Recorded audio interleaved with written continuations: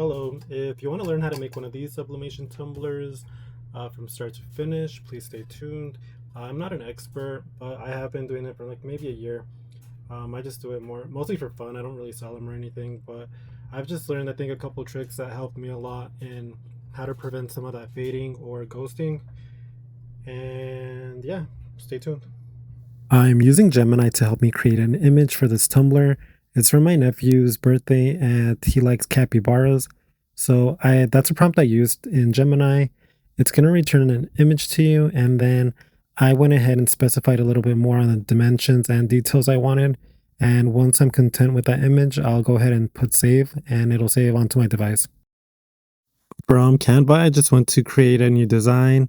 I did custom design, and then I went to upload. I picked the recent file the file that I want. From there, I just click on it so it can upload onto Canva.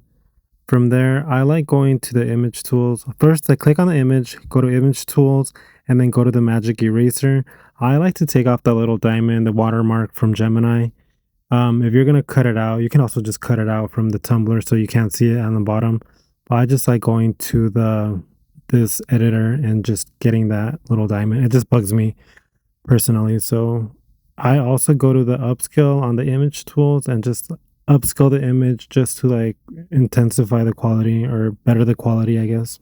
For me, it's easier to do those steps on my phone and then switch over to my laptop and download the image as a PNG. From there, I make my way over to Microsoft Word. I go ahead and I insert my image from my downloads.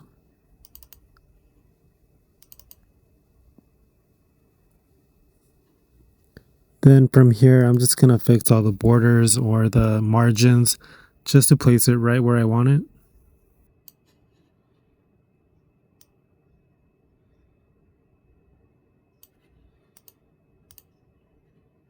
Up on that format tab, I'm just going to fix the size to 9.38 and 8.3, which is the dimensions that I want for my specific tumbler. From here, I just adjust it right where I want it. To me, I like to have it, well, first put it on in landscape mode on the layout orientation, and then I like to put it towards the top and then shift it over to the right.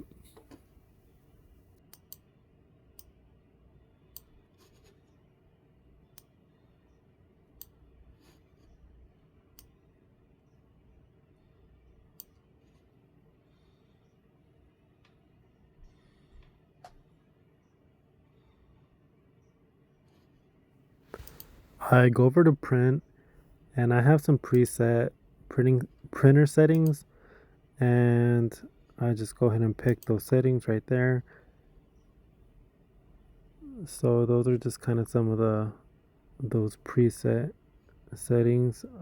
I don't mirror my image because in the printer settings I have the mirror image on right there on the bottom.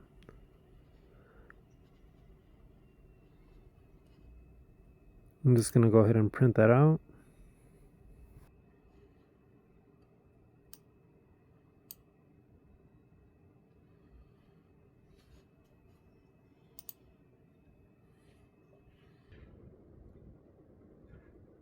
If you've stayed on this long, please give me a follow and or subscribe and follow, all the good stuff.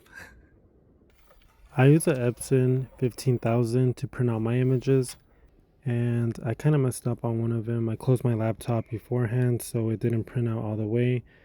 Anyways, I reprinted it, and here it is. My printer takes about 2 to 3 minutes maybe to print out an image like this.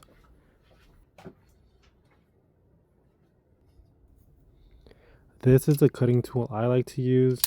I have those little paper guillotine cutters, but for some reason this one, I just like the way it cuts better. It's a little bit more precise for me, and then it doesn't tear the paper as bad as my other ones. My other blade might not be as sharp, but this is just what works for me. I'm going to go ahead and speed it up a little bit. I like to cut the side that has most of the white all the way up to the border. And then on the top, I'll cut off that white part. And then on the bottom, I'm gonna leave that little white part on the bottom just to hang over the tumbler. And then on that other side, I'm gonna leave just a little strip of white because we're gonna need that. I use these 20-ounce skinny tumblers from the Stainless Depot, these hog tumblers.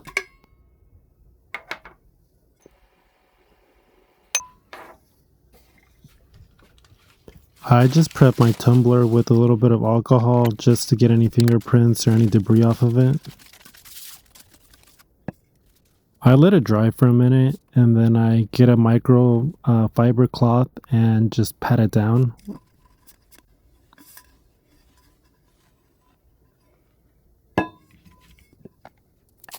I then lint roll it just to get any of those extra fibers or debris off of it.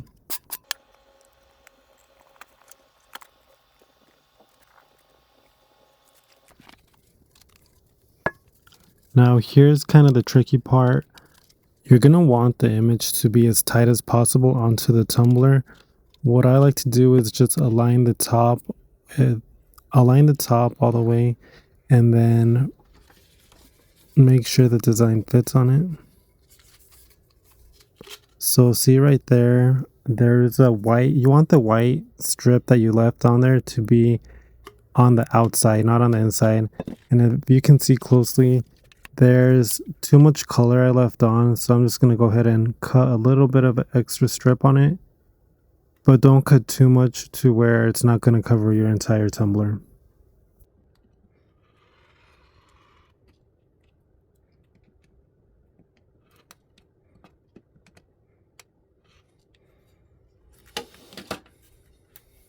Once you feel like you have the correct size or cut, just make sure you align the top and the bottom and make it as tight as possible. I like to use this pinching tool, and the same thing, if it doesn't come out right the first time, just go ahead and realign it. Take your time on it because this is where you want it to really line up. I created my image too wide, that's why I had to cut off the extra strip. So I'm just checking on the top and the bottom, making sure it's aligned. So for me, that looks good. So I just make sure I have it as tight as I can and just use that pinching tool to secure it in place.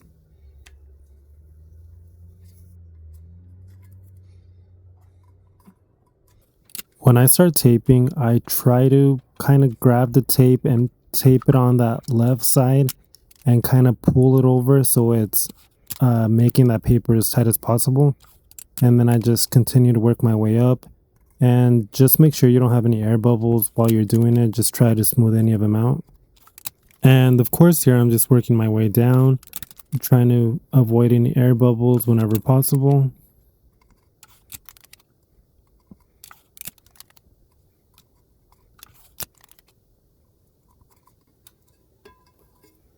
And now I take off that pinching tool and just fill in those gaps with some more tape. And then right on the seam, I'm just going to use my nail. That's what works best for me, just to really like dig in and just create a crease right there on the tape. You can feel that the seam basically. So there's two seams, like that one that's noticeable, and then there's going to be another seam that's right underneath.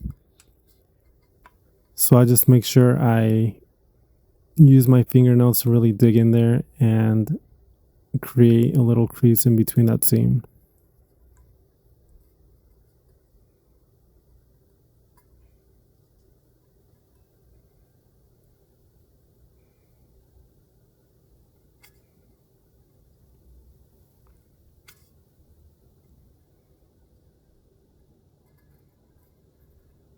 For me, this is where I've learned that I just need to take my time and really dig in there and get any of those air bubbles out.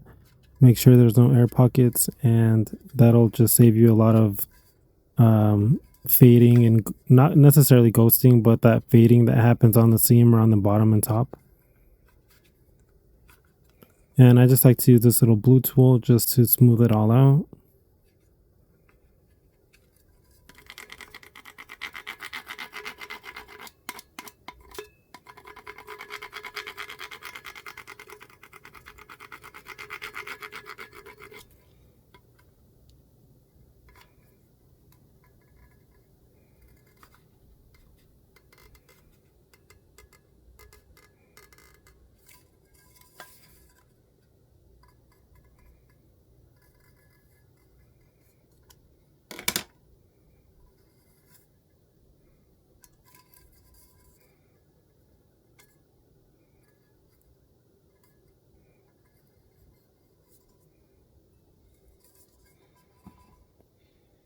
So I think I'm happy with how that's looking.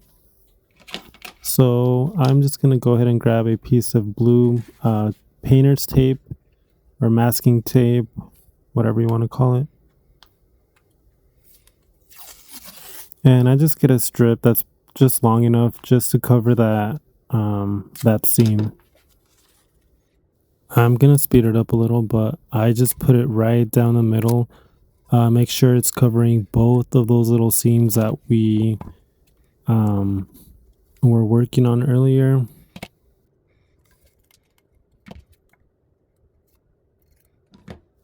I'm going to do the same thing as earlier, just creating a little crease into both sides of that seam. Right here, it's a little bit more noticeable because of this blue color. On that transparent tape, you couldn't really see it, but this, if you didn't understand before, hopefully this helps you get a better idea of it.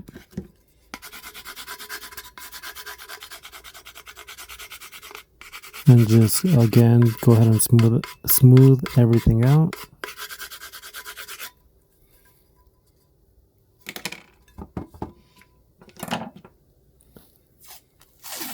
We're just going to get a longer strip of tape, and then we are going to go ahead and tape the top of the tumbler. Eventually, we're going to do the same thing to the bottom. But this one, you're going to want to get all the way up to the edge, right up to the border, as close as you can to the top. There's a method that people do where they leave the tape kind of hanging over the top, and then they make little cuts and fold it over into the cup. I've tried that method, and for me, it just doesn't really work. I found this method to work a lot better. I just try to wrap it around as tight as I can without creating any of those little air pockets. And yeah, just make sure it goes around.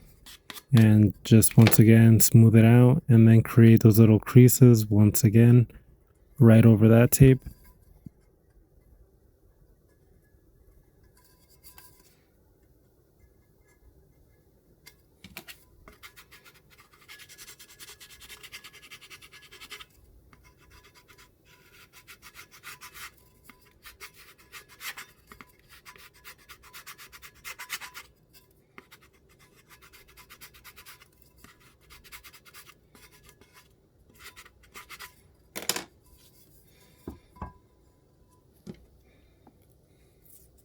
And like I said earlier, we're just going to do the exact same thing to the bottom of it, but we're not going to go all the way to the edge.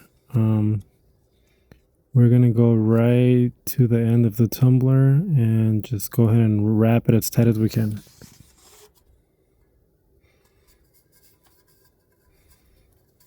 Again, just try to be careful with it just to not create any air pockets in it.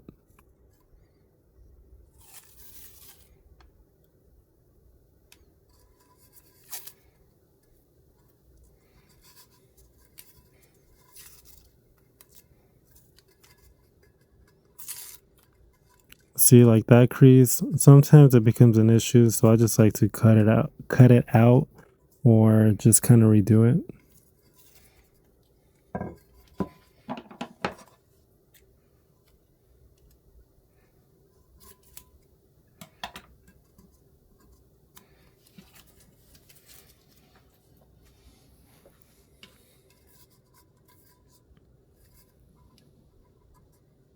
Again, just make sure we get those little creases in there.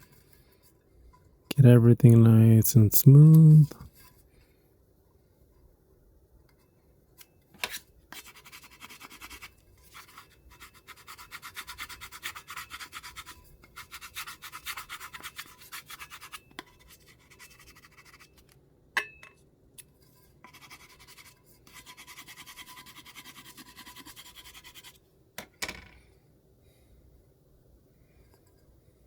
So that looks good to me. So I think with this bottom part, I just like to kind of fold it in a little bit at the bottom without without wrinkling it too much, without folding it. The top looks good, the bottom looks good.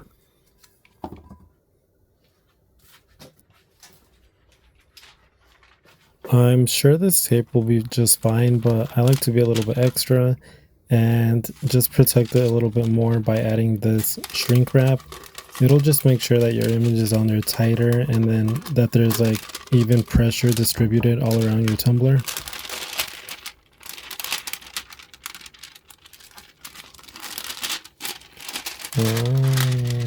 If I can get it. My next step is going to be to use a heat gun to shrink the wrap around the tumbler without getting too close to the wrap, or else it'll just kind of burn and melt off of the tumbler. So just kind of keep your distance away from it and try to not stay in the same spot too long.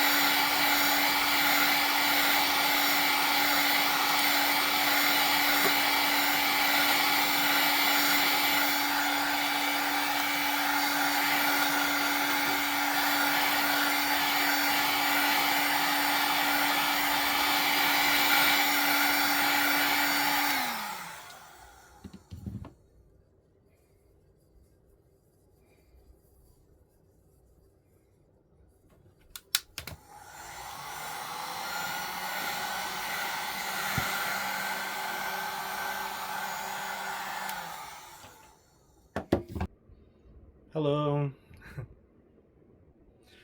This is me and my mess. Sorry, it's a little hot out today, so that's what I'm working with. I typically wrap this wax paper around the tumbler, but today I just threw the tumbler in the oven with that wax paper on the bottom. If you're going to use this shrink wrap, don't put that directly into your oven because it'll just melt onto your oven. Here's that sublimation shrink wrap I use. Here's the tumblers I use. I used to use a heat press, but I didn't get as good results. I think the pressure of it has to be right, just right. I found this method I'm using right now to be a lot more efficient. Oh, but the settings that I use for this oven, 6 minutes at 365. I am gonna rotate it. I don't think it's really necessary if you use the shrink wrap to rotate it, but sometimes I'll just rotate it. Once the 6 minutes are up, you'll be able to see the image through that shrink wrap. Just be careful, it's hot. I like to take the shrink wrap and paper off as soon as it comes out of the oven.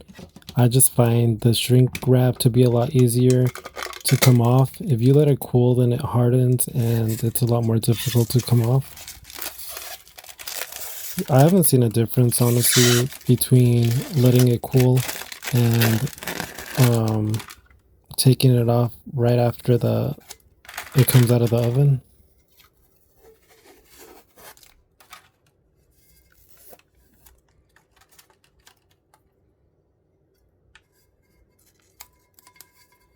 Here's a moment of truth.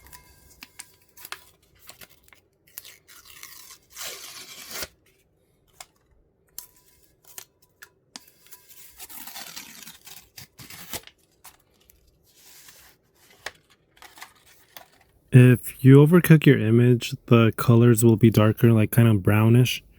But this one looks good. The colors are vibrant. There's a seam right there. That wraparound didn't come out seamless or line up perfectly because I did end up cutting the extra piece because I didn't measure the correct dimensions.